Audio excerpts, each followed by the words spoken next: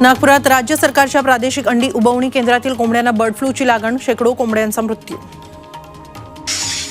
पुणे महानगरपालिकेतील उपअभियंत्याच्या टेबलच्या ड्रॉवरमध्ये सापडलं 500 रुपयांच्या नोटांचं बंडल. उपअभियंता नोटांच्या बंडलांसह फरार.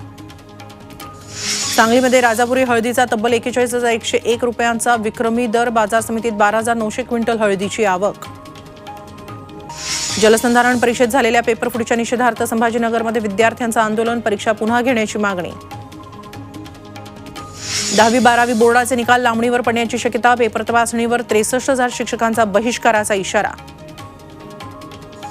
पुण्यातील आंतरराष्ट्रीय ड्रग्ज प्रकरणात ईडीची उडी. ईडीच्या पत्रानंतर आरोपींच्या मालमत्तेचा तपास सुरू.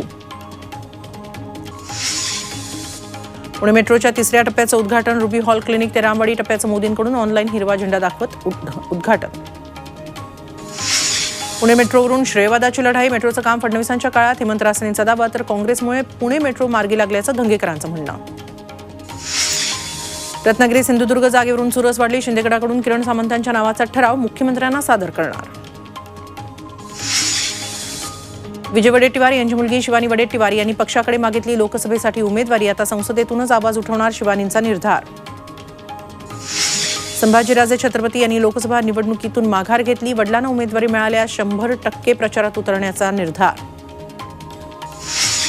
सोलापूरच्या पाटखळ गावात प्रणिती शिंदेंसमोर ग्रामस्थांची घोषणाबाजी. पाणी प्रश्नासह मराठा आरक्षणावर रोष व्यक्त. सभा न घेताच प्रणिती परतल्या. खासदार नवनीत राणांना जीवे मारण्याची धमकी. मोबाईलवर फोन करून अर्वाच्य भाषेचे बिघाड. गुन्हा दाखल. व्हॉट्सअपवर ऑडिओ मेसेज करूनही धमकी.